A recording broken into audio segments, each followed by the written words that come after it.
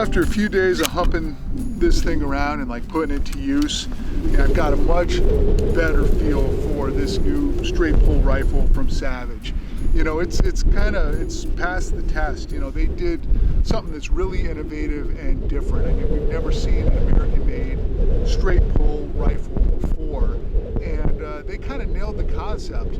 And I've seen so many new rifles over the years, especially when somebody tries something really radically new. I mean, the odds of something kind of being off or not quite right are, I don't know, I put it at 75–80%. You know, it's that hard. Making new things is really, really hard. But to Savage's credit, you know, they've kind of got this thing just humming along right out of the gate, and it's smartly configured.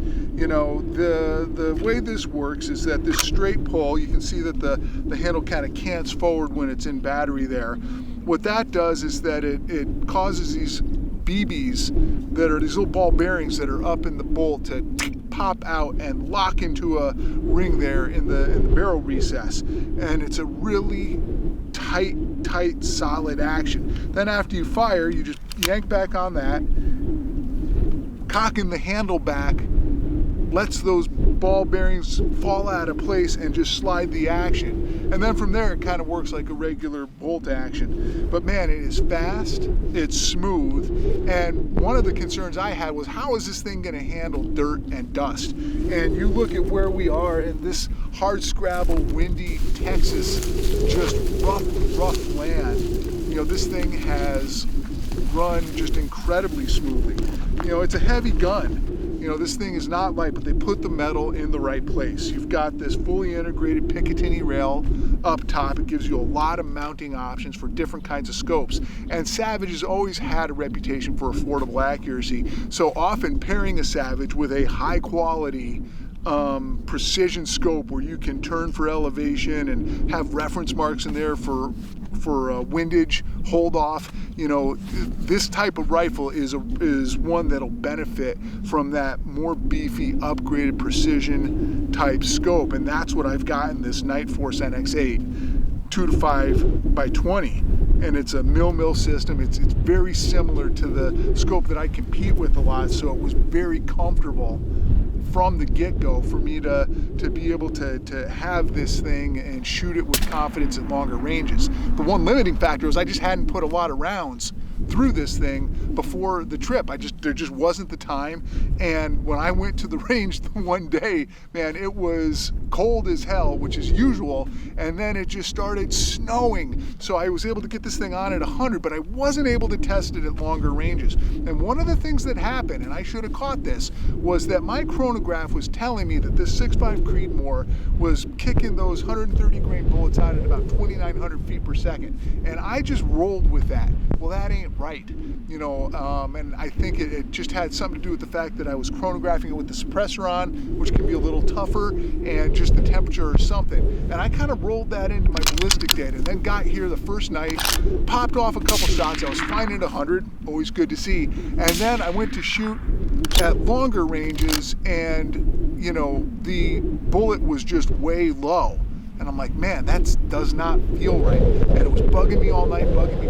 And then the next morning, the first day of the hunt, I kind of had the tumblers drop. I'm like, wait a minute, that was not going that fast. So I was able to make some adjustments in the ballistic calculator and get this thing on. And then we took a couple shots at, I think like 600 yards on a rock, on a hillside, little rock. And, you know, there's a stiff wind, and basically center punched it. So I was able to get everything trued up and get this system functioning the way it's supposed to. So you've got this precision scope, beefy action, strong solid lockup, easy feeding, you know, a fairly heavy aggressive barrel profile on this. It's got a little bit of fluting, but you know, but there's still a lot of metal in that barrel. The result is that it's an accurate combination of pieces that Savage has put together. It's got the two swivel studs here. You can see I can roll a Harris up there up front. It's got their adjustable AccuTrigger that they've had the kinks worked out of for years. It's a wonderful, lighter factory trigger that a user can adjust. It was kind of the granddaddy of all these user adjustable triggers that we've seen in the last 12, 15 years. And you've got a couple other options in terms of adjusting the stock. They've got these different inserts for the cheek height. They've got different inserts for the length of pull. I was able to roll with this out of the stock configuration. It fit me just fine. The magazine, I really like the design on this. Easy to load, tough, it's made out of metal. Just sits flush in there, which is nice for one-handed carry. One thing about this though, with that suppressor, this is a nose forward configuration. So that kind of thing, you end up holding it out there almost at the front of the scope for the balance point. But honestly, for the country we were hunting here, this vertical rimrock country, I had this thing slung over my shoulder and kind of attached to my pack. And so that made the weight of this thing, which is probably about, close to 11 pounds. It's 10 pounds without the suppressor and the bipod. So this is 11 pounds or so all in, but being able to snug that up to the pack made this thing very manageable, even in this really hilly, frankly, sheep country. So, all told, I'm really happy with this gun. I'm really happy with this gun. It's proven to be accurate with the ammo that we put through it. Happened to be using Federal's 130 grain terminal ascent bullet. That's kind of their longer range hunting bullet. And of course the shot I ended up taking wasn't a long range shot at all. And that's the beauty of it. We were able to work the terrain, get through these little draws and gullies, got into within about 180 yards of a beautiful ram, just a gorgeous ram, and watched him for a while bedded. And it was kind of a tough shot because he got up and just spun on a dime into the thick stuff. And Miller had kind of said, yeah, kind of be ready for that. And so I was on the gun, and as soon as I saw him start to get up, he did that. He turned around. But there was enough of a patch of his vitals, I was able to sneak a bullet in there. And again, at that range, 180 yards, that's just a chip shot for this system. Total proned out, couldn't have been more solid if we had bolted it to the earth. And the bullet did its job, found its mark. He went maybe 75 yards, piled up. When he got clear again, I put a couple more bullets in him because, once I start shooting, I don't like to stop. And, that's where that straight pull also really came into its own. So for the way I like to hunt, and for having the option for longer shot, closer shot, fast action, this impulse really kind of nails the concept.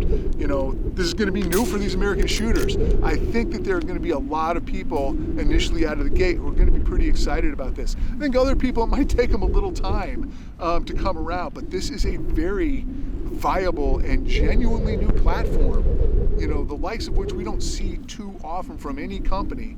And I have to say, I like it. And I think if you got your hands on one, it's worth just messing around with it and seeing if it fits your style of hunting as well.